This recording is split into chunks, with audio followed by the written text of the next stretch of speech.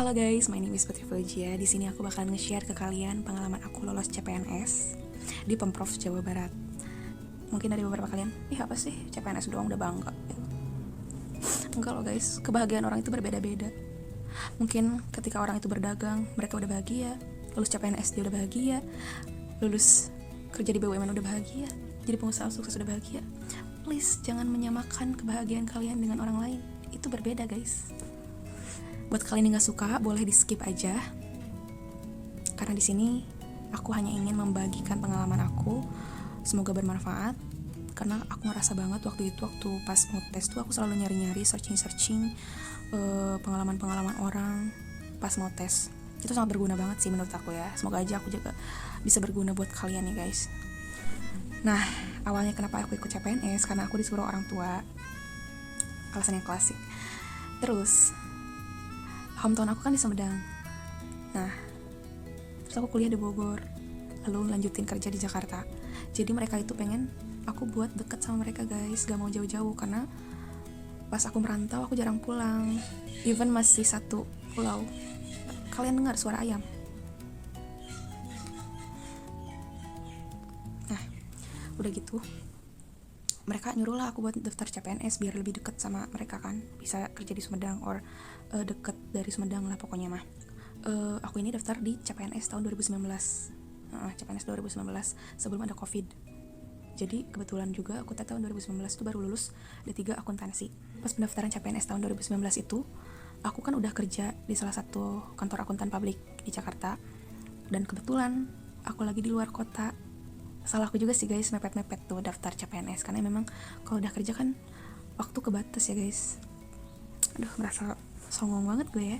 Jadi guys, pas aku daftar buat nyari formasinya tuh, buat pemberkasan syarat administrasinya, aku cari formasi yang dimana punya persyaratan yang paling mudah. Yang satu itu, yang pertama deket Sumedang, persyaratannya mudah. Dan ya setidaknya lah jabatannya tuh sesuai dengan jurusan aku ya.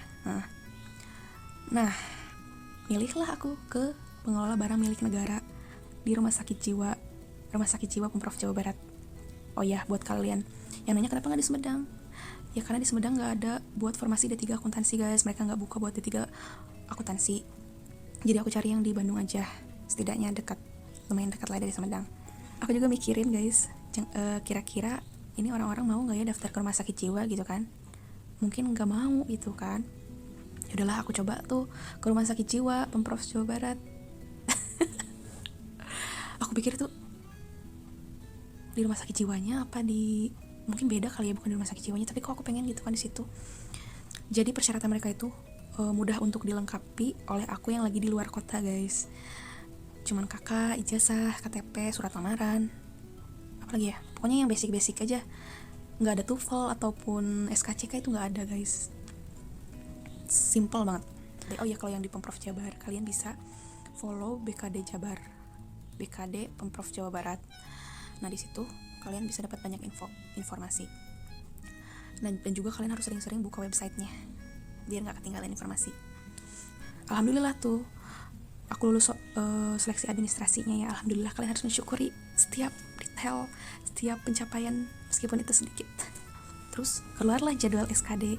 Kebetulan aku tempat SKD aku di Gedung Youth Center, kalau nggak salah di Arcamani gitu, di Sukamiskin pokoknya mah, di Sukamiskin, Gedung Youth Center.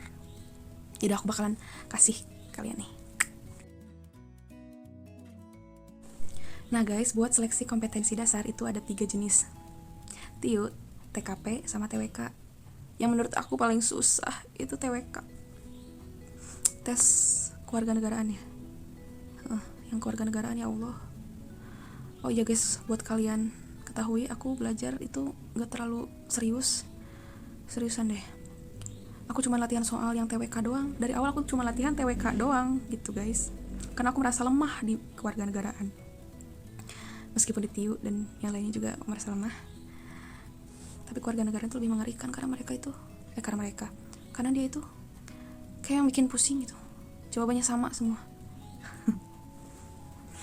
Nah jadi guys, pas karena aku udah kerja guys, jadi aku aku nggak ada waktu buat belajar. Alasan jangan ikutin. Jadi waktu pas aku mau tes SKD itu, aku nggak ada waktu buat belajar. Bukan nggak ada waktu sih guys, sumpah itu tuh gimana ya, jujur aja ya, kalau udah kerja tuh males buat belajar. Maaf, I'm sorry, jangan ditiru. Nah, sehari sebelum SKD aku belajar TIU guys, yang tes intelijensi umum, TKP, tes kepribadian ya kalau nggak salah, tes karakteristik gitu lah, pokoknya TKP mah yang tentang karakteristik kepribadian deh. Maaf ya guys, aku lupa lagi karena itu setahun yang lalu. Nah, hari H datang guys, pas tes SKD di gedung Youth Center. Alhamdulillah aku ditemani oleh papaku yang baik hati. Papaku selalu menemaniku guys. I'm very happy doctor because I have lovely father. Nih pas hari H ternyata soal-soal SKD-nya itu menurut aku ya guys, bener aja tuh TWK yang paling pusing, yang paling yang paling ngecoh sih kataku mah. Cerita apa lagi ya, jadi bingung nih. Oh iya, jadi TWK, TIU, TKP itu ada passing grade-nya kan.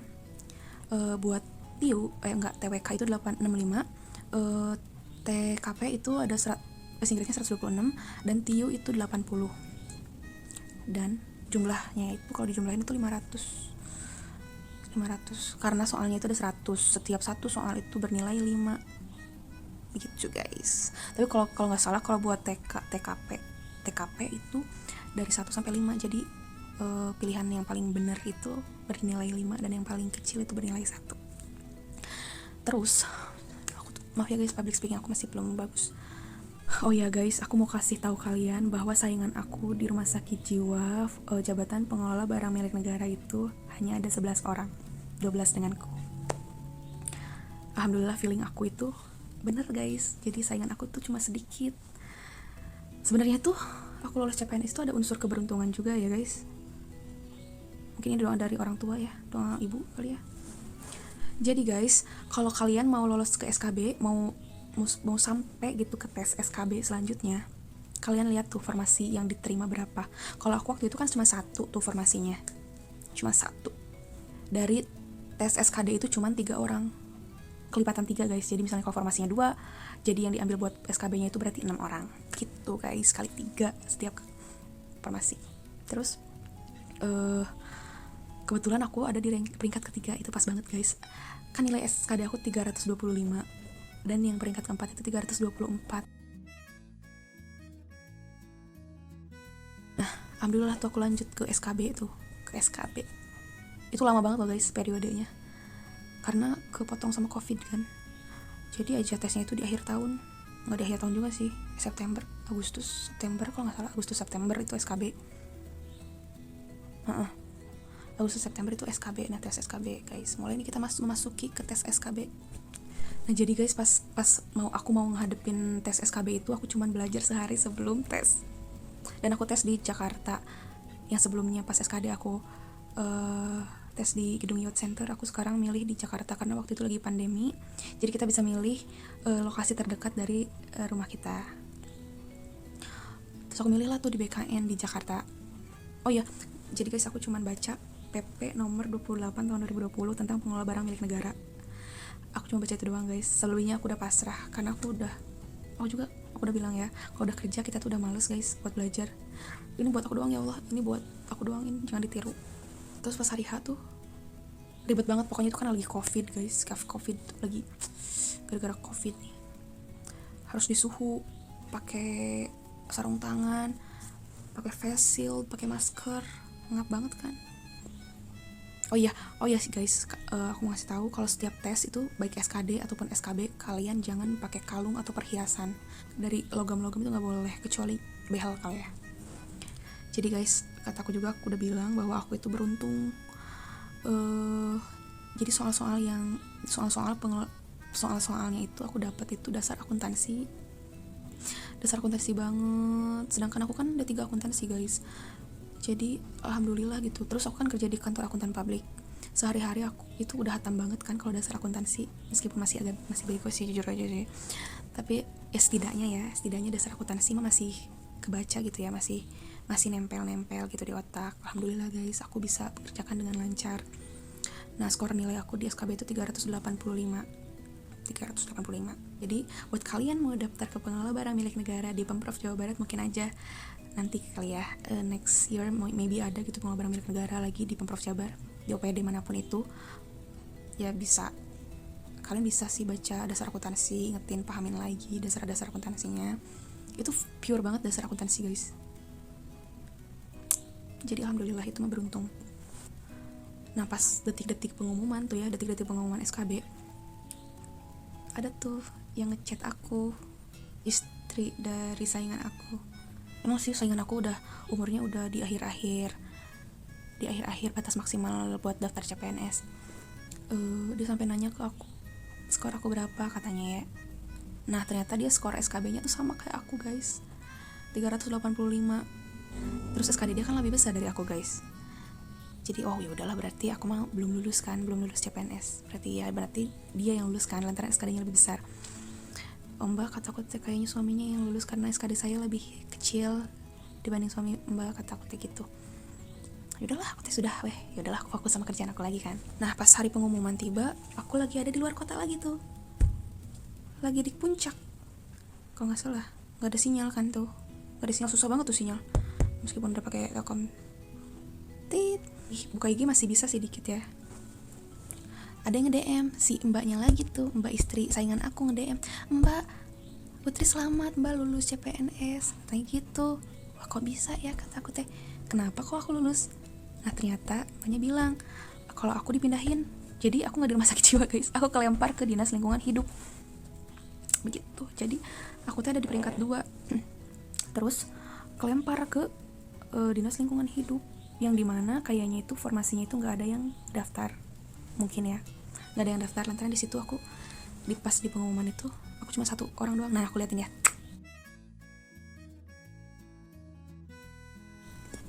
terus aku juga ngisi yang disabilitas, yang sebelumnya aku ngisi di umum. Iya tuh kan guys, berarti buat kalian yang mau daftar jangan menyerah dulu. Mungkin aja kalian kelempar ke dinas lain, asalkan SKD kalian lolos. Apalagi kalau saingannya sedikit tuh guys, pasti itu peluangnya besar banget buat kalian. Terus pas SKB, kalau misalnya malah nih kalau kalian sendiri nih, cuman kalian sendiri seorang diri itu yang mengisi formasi itu, terus SKD kalian lolos di atas passing grade gitu kan. Lolos itu maksudnya di atas passing grade. Pas SKB kalian kemungkinan besar pasti lolos. Begitu guys. Jadi semangat ya buat kalian yang masih berjuang. Semoga aja di next year or this year kalian lucky bisa jadi CPNS. Buat kalian yang mau jadi CPNS, ya kalian lihat aku, karena mungkin Allah nggak mau aku di rumah sakit jiwa kali ya. Jadi aku dapatnya di dinas lingkungan hidup, bersatu dengan alam. Alhamdulillah guys, begitulah pengalaman aku lolos CPNS. Semoga bermanfaat.